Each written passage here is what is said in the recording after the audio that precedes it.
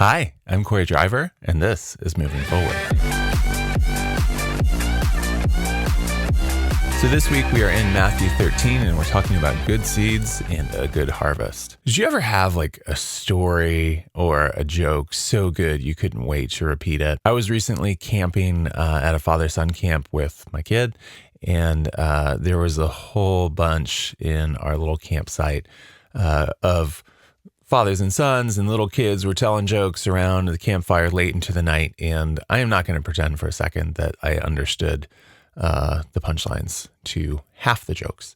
But what a great time. A good joke or a story captures us with clever use of words, and it helps us think and reflect on ways that normal language doesn't. Jesus's parables, when we wade into them, are powerful for a similar reason.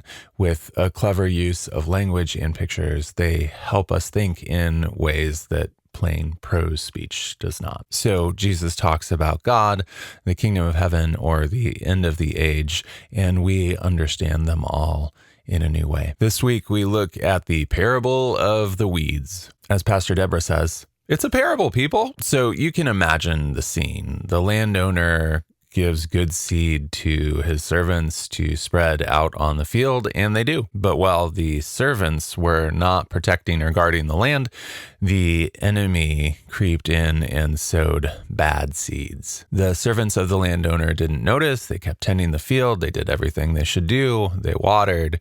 They kept away pests and birds and whatever else.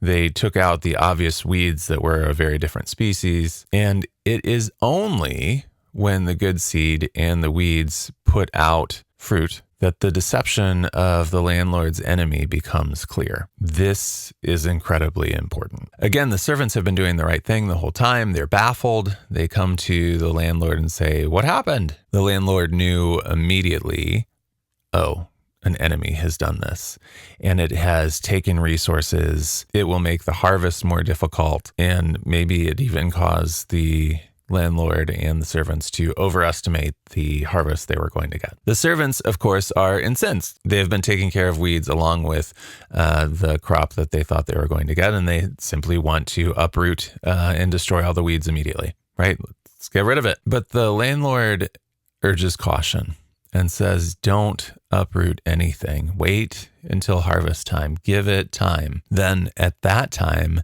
every plant that bears bad fruit or weeds, then you can collect it and bind it and throw it into the fire. And then all the plants that bear good fruit will be harvested and brought into the barn. The disciples wait till they have Jesus alone, and then they ask for an explanation of the parable. Jesus does not mince words here, and his explanation has profound implications for our ecclesiology, our eschatology, and our sociology, presumably. Jesus says the good seed are the children of God's kingdom. The bad seed are children of the evil one.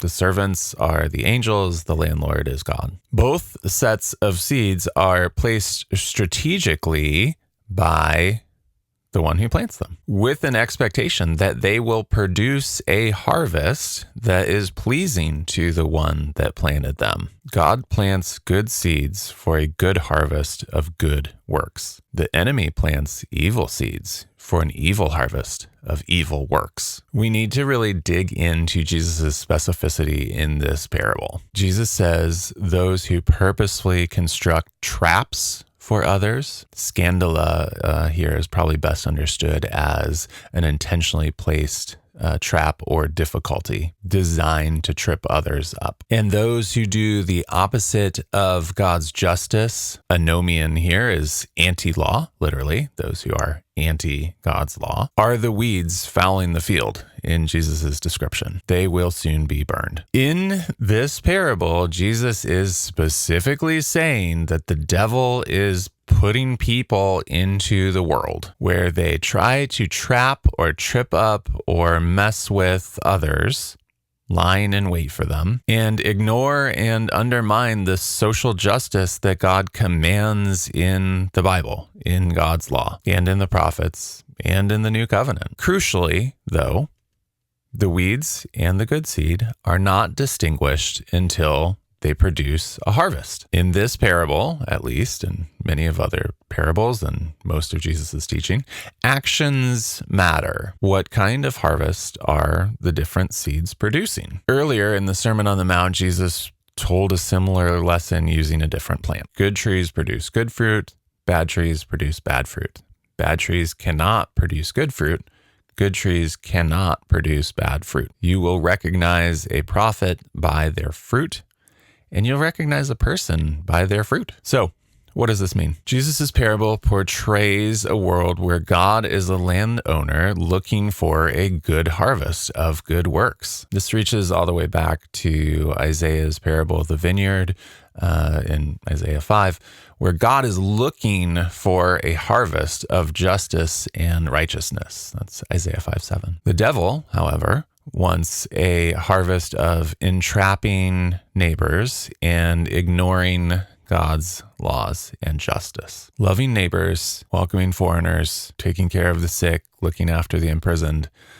These are exactly the things that God is after. Protecting the poor, protecting those who can't protect themselves. These are the things. The good news of this parable is that Jesus is telling the parable. There's still time to decide what kind of seeds we are, and we do get to decide. That's the point of the parable. If all were already set in stone, if you were born either a good seed or a bad seed, there's no point in telling this parable.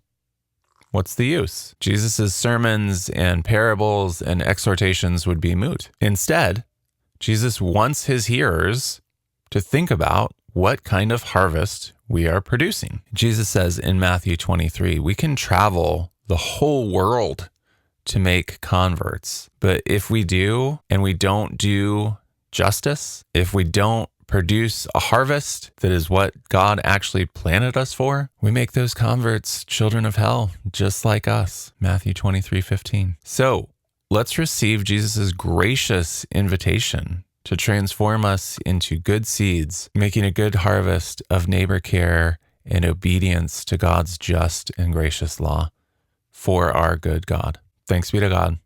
Amen.